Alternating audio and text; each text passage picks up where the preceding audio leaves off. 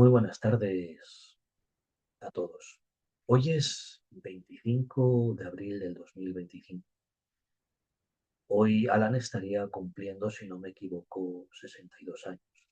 Y aunque no está con nosotros, le seguimos recordando con mucho cariño. Particularmente a mí, pues es mucho más que un placer volver a presentar una antología de cuentos escritos por él, porque para mí obedece seguir cumpliendo cuidadosamente pues un sentimiento emocional de deuda que tengo para con su literatura, para con su familia, para con sus seres queridos, pero sobre todo para con el país y el asunto que siempre me convoca, que es el amor por su literatura. No hay día que no me acuerde de esa santa escritura que tenéis por ahí, cerca de un país invisible, y que llega a cuentagotas a España y a veces, o casi siempre, nunca la mejor forma o la que uno quisiera. De hecho, quería haber grabado este vídeo pues rodeado de ese fértil entorno que es un pueblecito en mitad de la meseta castellana y distante entre las ciudades de Palencia, Burgos y Valladolid, que es donde me he criado desde que era niño por línea materna y que en este último año pues he estado pasando largas temporadas. Y pensé, nunca mejor dicho, que allí me iba a sentir mucho más diáfano, auténtico, pero no hay papel que representar, sino hay que dejar al corazón que hable. Un líbano y palo santo, en cantidades sobrias, se consumen bajo la cama, llenando el cuarto de un humo fino y aromoso. La luz entra por la ventana desde un poste lejano, cayendo con suavidad en el rostro de don Luis Naguil y parcialmente en el arzobispo Hernández, dominicano a cargo de la diócesis de Quito. El ambiente en claroscuro recuerda algún cuadro de Caravaggio. La zona de oscuridad, la pequeña Tania observa entre curiosa y aterrada la extrema unción de don Luis, su abuelo. Padre misericordioso y lleno de amor, amado Jesús de Nazaret, Santísima Virgen, Madre de Dios, a vosotros humildemente solicito que enviéis al Espíritu Santo para que se pose en la frente y el corazón de vuestro Hijo, Luis Naguil, hombre temeroso de Dios y de la Iglesia. Sostenedlo en este momento de debilidad y vulnerabilidad, aliviad su sufrimiento. Otorgadle la fuerza y el consuelo que necesita para enfrentar este duro camino. Permitidle que sienta vuestro amor, vuestra sacra paz, mientras recibe este sacramento de la unción de los enfermos. Te lo pedimos en el nombre de nuestro Señor Jesucristo, que descendió para pagar nuestros pecados y permitirnos ascender al paraíso. Amén. La luz del alumbrado parpadea y confiere al cuarto de una iluminación alternada, se diría que metafísica. Tania tiembla y quiere salir corriendo de la habitación, pero su curiosidad al fin se impone. El arzobispo Hernández prende una luz en la veladora, la cubre con una tela roja y empieza la lectura de pasajes bíblicos. Se apura cuando ve en los ojos glaucos de don Luis un verdor cada vez más leve y acuoso.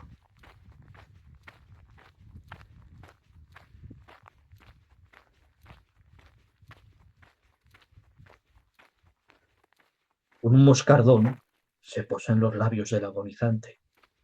El arzobispo lo espanta y le consulta a don Luis si desea y puede confesarse. Este le hace un gesto para que se acerque y le dice al oído que en algún momento dudó en legarle la mayoría de su herencia a la Santa Madre Iglesia, dejándosela a su familia, pero que al final no cedió a la voz de incertidumbre comandada por el maligno.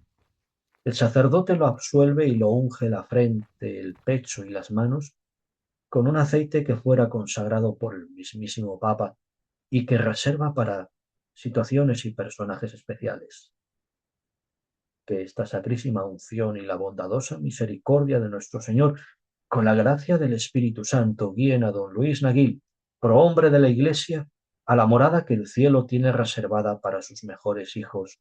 Amén.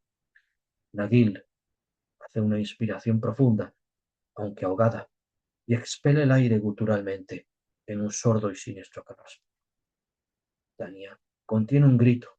El arzobispo Franklin Hernández suspira y cierra el rito con una breve oración, entendiendo que el hombre ya no habita en esta tierra.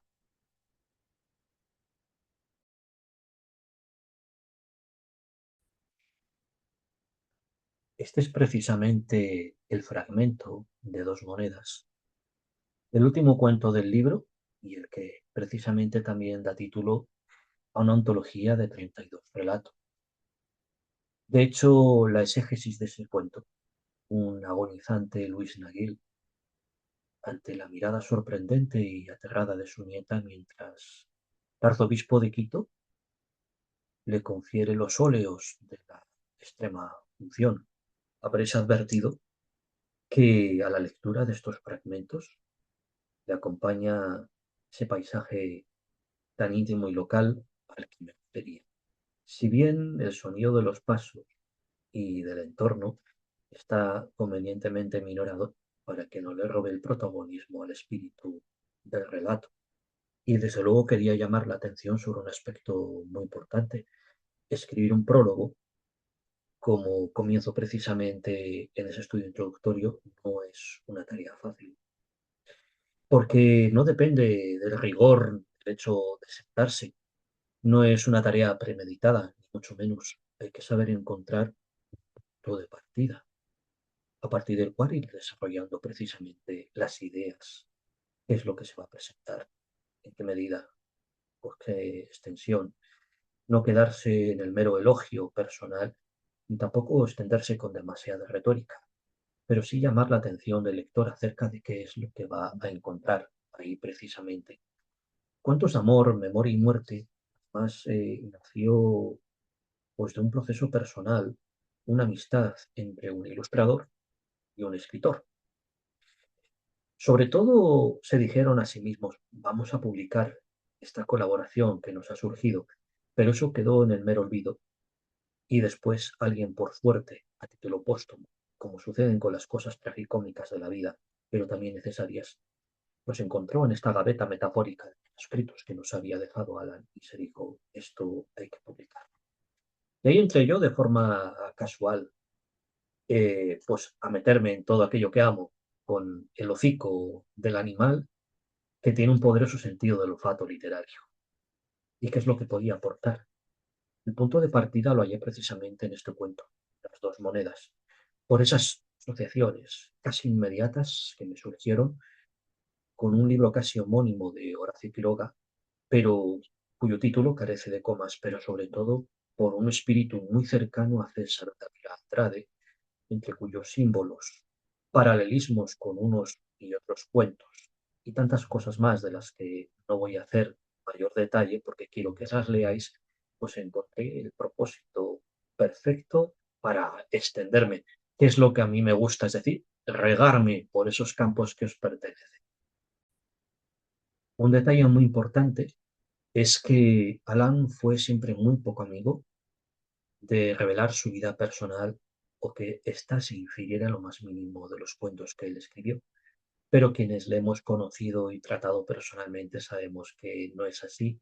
Ya ha habido un trasvase evidente de todo ese conglomerado de experiencia personal humana que se ha transferido a los cuentos que vais a leer y espero que disfrutar en muchísimos aspectos. Sentido del humor, sus obsesiones, la irreverencia, lo políticamente incorrecto, su erudición y conocimientos en materia de literatura, de música preferentemente clásica, jazz, la cinematografía está presente por doquier. Eh, un erotismo que está a medio camino entre lo sutil y lo explícito, pero sin llegar a caer en ningún momento en lo explícito, en lo vulgar. Un manejo preciso de la ironía, unos personajes absolutamente rocambolescos.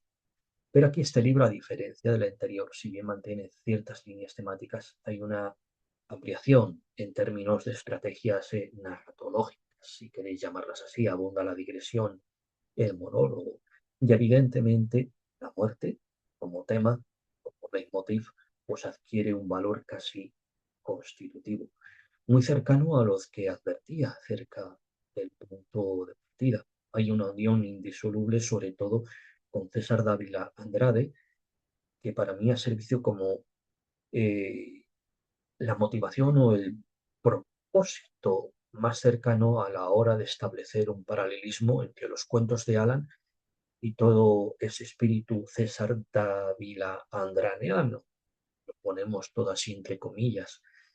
Y he ido haciendo una enumeración de motivos y a la par me ha servido como una amalgama para establecer los criterios de unión oportunos entre el universo tan variopinto. El cómo ordenar 32 relatos para daros una idea coherente, precisa, a modo de engranaje, pero no de reloj suizo, sino como si tuvierais los acordes para una hermosa canción que luego vais a pasar a interpretar o a escuchar, dado el caso. Y desde luego que para concluir, este vídeo pues no tiene tanto el propósito de convertirse en una suerte de prólogo, estudio introductorio más bien visual, sino en todo caso coadyuvar a este momento que estoy celebrando. Yo os mando todo mi cariño.